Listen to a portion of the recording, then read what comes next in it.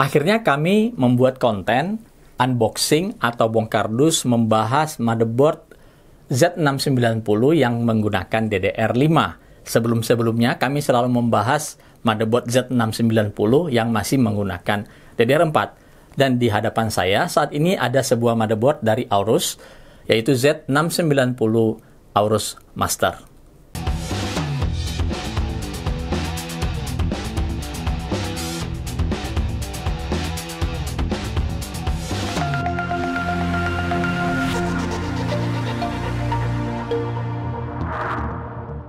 Aorus Master adalah salah satu varian flagship dari seri Aorus, di bawah Extreme dan di atas seri Ultra. Biasanya Master ini memiliki hampir semua fitur yang dimiliki oleh Extreme, namun mungkin ada beberapa komponen yang tidak ada. Contoh misalnya chip Thunderbolt ataupun 10GB LAN yang hanya ada biasanya di seri Extreme dan beberapa aksesoris tambahan lain dalam paket penjualan. Jadi bisa dikatakan Master ini adalah versi light atau versi lebih ringan ya, lebih ringan dibandingkan si Extreme. Mari kita langsung buka saja dan melihat apa paket yang bisa didapatkan dari paket penjualan motherboard ini. Waktu pertama sekali datang, kami cukup kaget ketika melihat motherboard ini sangat berat sekali dibandingkan dengan Z590 Aorus Master kakaknya. Pastinya banyak improvement yang dilakukan, terutama pada desain heatsink di motherboard ini yang membuat beratnya ini jadi signifikan lebih berat dibandingkan kakaknya. Seperti biasa dalam paket penjualan ada stiker yang bisa kalian gunakan untuk menghias bagian casing atau PC kalian, ada multilingual installation guide, ada emblem Aorus, kartu garansi dari NJT, manual book yang sangat penting, tapi kami tidak melihat ada driver ya. CD driver tidak disertakan di dalam paket penjualannya. Jadi untuk driver kalian harus melakukan download dari website Gigabyte atau Aorus. Lalu kelengkapan lainnya seperti biasa ada antena Wi-Fi yang sudah mendukung Wi-Fi 6E. Ada thermal detection kabel 2 buah. Ini thermal detection kabel, Lalu ada kabel-kabel RGB, baut-baut untuk M.2, karena M.2-nya ini ada 4, jadi baut M.2-nya lebih banyak. Kabel SATA diberikan 4 buah. Lalu ada noise detector kabel, G-connector untuk memudahkan pemasangan front panel dari casing ke motherboard.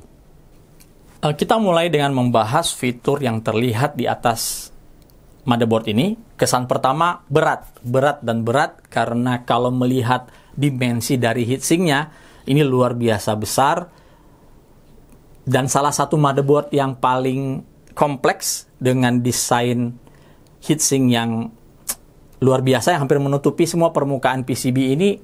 Kami baru menemukannya di seri Z690 Aorus Master ini. Tentunya nanti di Extreme akan lebih besar lagi ya.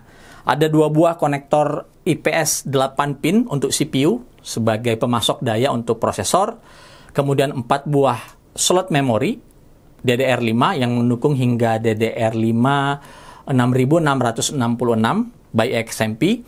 Ada beberapa port untuk kipas cukup banyak. Lalu ada debug LED juga yang untuk kita bisa gunakan untuk mendeteksi sistem. Lalu ada sebuah heatsink yang besar sekali pada slot pada M.2 slot pertama yang paling dekat dengan bagian prosesor. Lalu tentunya semua M.2 slot di sini diproteksi atau dilengkapi dengan heatsink yang cukup besar ya untuk melepaskan panas. Ini jadi menjamin M.2 NVMe yang terpasang di bawahnya itu sudah pasti aman soal temperaturnya. Lalu kalau kita bisa lihat lebih dekat lagi tentang heatsinknya ini menggunakan heat pipe. Mereka menggunakan desain yang disebut dengan direct heat pipe versi 2, di mana diameter dari heat pipe yang dipakai itu jauh lebih lebar. Lalu ada juga fin array atau sirip-sirip yang ada di heatsink ini sudah dilapisi dengan nanocarbon coating. Tujuannya untuk membuat radiasi panas itu jauh lebih efisien dan jauh lebih bisa menyerap panas yang dihasilkan oleh bagian MOSFET dan induktor yang ada di bawah heatsink yang sangat besar ini. Lalu Kalau kita perhatikan di bagian storage, tadi saya sudah informasikan ini bisa mendukung banyak sekali M.2. Ada 4 buah slot M.2 yang mendukung PCI Express NVMe atau NVMe generasi keempat, dan 1 buah NVMe yang mendukung generasi ketiga. Lalu ada 6 buah SATA port yang mendukung 6 Gbps atau SATA 3. Untuk dimensi dari motherboard ini sendiri menggunakan Extended ITX atau IATX. Jadi kalian harus benar-benar perhatikan casing yang akan kalian gunakan di motherboard ini, pastikan sudah mendukung dimensi motherboard Extended ATX. Ada 3 buah PCI Express bisa kita lihat terpasang di motherboard ini. Yang paling pertama itu memiliki kecepatan PCI Express generasi kelima by 16. Lalu ada 2 buah PCI Express generasi ketiga by 4. Kenapa dia cuma menggunakan generasi ketiga? Karena kedua PCI Express slot ini terkoneksi dengan bagian chipset Z690. Dan jalur PCI Express Gen 4-nya sudah terpakai semua untuk NVMe tadi. Jadi total ada 4 buah NVMe yang sudah mendukung generasi keempat. Untuk audionya itu menggunakan solusi dari Realtek ALC 1220 yang dikombinasikan dengan Saber 9118 EQ yang menghasilkan sebuah fidelity audio, dan ini masuk kategori sebagai solusi audio premium yang ditawarkan di seri Z690 Aorus. Di bagian koneksi network ini sudah menyertakan koneksi nirkabel dengan menggunakan chipset dari Intel Wi-Fi 6E atau 802.11ax. Lalu untuk LAN-nya sendiri, untuk kabelnya itu sudah menggunakan Aquantia 10GB LAN. Jadi ternyata master ini sudah menggunakan koneksi 10GB LAN ya, bukan hanya 2,5 GB LAN. Untuk PCB-nya sendiri ini memiliki PCB 8 layer yang sangat optimum untuk menghantarkan sinyal yang lebih baik, khususnya pada bagian memori DDR5 yang terpakai. Di bagian belakang di bagian back panel kita menemukan 2 buah tombol, yaitu salah satu tombolnya adalah untuk melakukan clear CMOS dan satu tombolnya untuk melakukan key flash plus. Kita bisa melakukan update BIOS tanpa harus memasang prosesor, kartu grafis, dan memori. Cukup dengan memasang 24 pin dan 8 pin dari power supply, dan kita sudah bisa melakukan update BIOS. Tentunya ada konektor untuk antena Wi-Fi, ada beberapa port USB, baik itu USB 3.2 Gen 1 maupun 3.2 Gen 2, ada 1 buah output display port, dan yang menarik di sini ini memiliki koneksi USB Type-C dengan kecepatan 20 Gbps 1 buah, atau USB 3.2 Gen 2 by 2 ya. Lalu tentunya ada port untuk RJ45 untuk LAN, dan port audio yang sudah mendukung 7.1 channel lengkap dengan digital output. Seperti motherboard premium dari Gigabyte atau Aorus lainnya, di motherboard ini juga menyertakan beberapa tombol, seperti tombol power yang berwarna hitam di dekat debug LED port, dan ada tombol reset yang diletakkan di bagian bawah. Uniknya, tombol reset ini kita bisa ganti beberapa fungsinya melalui BIOS. Dia bisa berfungsi sebagai tombol reset, tombol save boot, atau beberapa fungsi lain. Jadi disebut dengan reset multi-key. Ini cukup menarik ketika kita ingin merubah fungsi yang jauh lebih efisien ketika kita menggunakan motherboard ini untuk keperluan-keperluan khusus. Kita tiba pada bagian paling penting yang membangun motherboard ini menjadi seperti ini dan memiliki kemampuan menghantarkan performa maksimum untuk Intel Alder Lake atau Intel Core generasi ke-12, yaitu VRM. Di bagian power design yang dimiliki oleh Z690 Aorus Master ini memiliki kombinasi 19 plus 1 plus 2 digital power phase. 19 ini berjalan secara direct menggunakan Smart Power Stages 105 ampere ya, yang dikontrol oleh sebuah PWM controller RAA 229131. Sepertinya controller ini sangat populer digunakan di hampir semua motherboard Aorus yang memiliki desain direct phase di atas 10 fasa.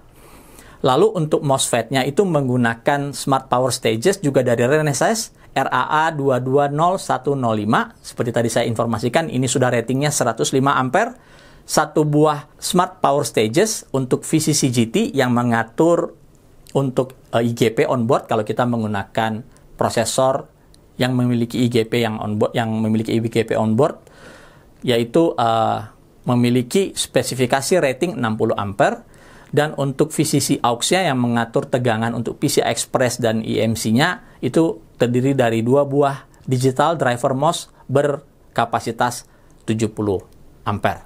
Nah, untuk mengontrol 2 VCC aux ini digunakan satu lagi PWM control terpisah yang tidak ikut campur dengan 19 plus 1 fasa yang tadi digunakan atau diatur oleh si Renesas RAA 22913. Di bagian belakang PCB, seperti umumnya seri master, ini juga menyertakan sebuah backplate yang sangat luas. Itu menutupi, kalau kita lihat tuh 75% dari bagian PCB. Ini juga terhubung dengan thermal pad yang menghantarkan panas dari bagian belakang PCB, khususnya di bagian belakang VRM, yang membantu bisa menyebarkan panas sehingga VRM itu jauh lebih dingin lagi. Kita bisa lihat di sini tidak ada IC PWM doubler yang dipakai, yang membuktikan motherboard ini tidak memiliki doubler, alias dia menggunakan desain direct phase. Dari spesifikasi VRM yang dimiliki motherboard ini, kami bisa melihat bagaimana Aorus itu sangat fokus pada thermal solution di area VRM.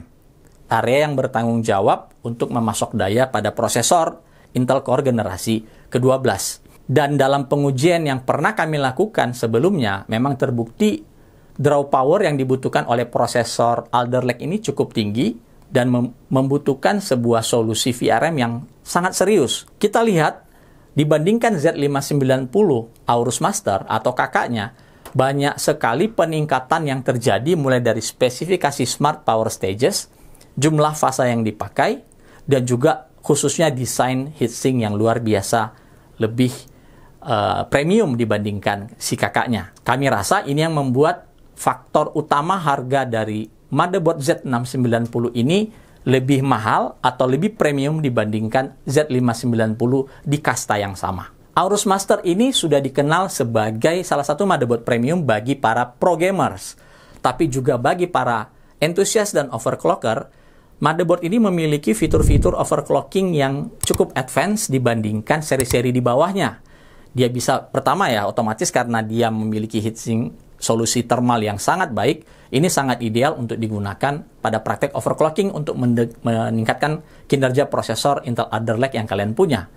Lalu, kita bisa lihat juga ada beberapa fitur, terutama di bagian fitur unik yang ada di BIOS-nya, di mana kita bisa mengatur, bisa mengkustomisasi, bisa mengatur kecepatan, memory speed DDR5 yang kita gunakan. Kalau kita bandingkan dengan QVL yang ada saat ini, kita lihat Gigabyte cukup serius untuk melakukan QVL pada beberapa brand DDR5 yang sudah available di market. Kita lihat ada beberapa kecepatan mulai dari kecepatan DDR4 6000 hingga DDR4 6600 ya. Itu bisa ditampilkan di laman atau halaman website dari Z690 Aorus Master ini, yang memastikan motherboard ini meskipun masih menggunakan desain 4 DIMM mampu memiliki kecepatan DDR5 yang cukup fantastis. Mengenai DDR5, kami akan membuat konten khusus soal DDR5 untuk dapat lebih dipahami lagi oleh teman-teman apa sih yang membedakan secara teknis antara DDR4 dan DDR5, dan seperti apa performa di atas kertas ya. Sekali lagi, performa di atas kertas DDR5 dibandingkan DDR4, dan seperti apa scalability kecepatannya ke depan ketika Z690 atau chipset-chipset lain yang muncul ke depannya lebih mature atau lebih matang untuk mendukung DDR5 yang ada saat ini. Demikian video kami kali ini dengan Z690 Aorus Master. Jangan lupa untuk like dan subscribe channel kami MyClub ID. Sampai bertemu di konten selanjutnya.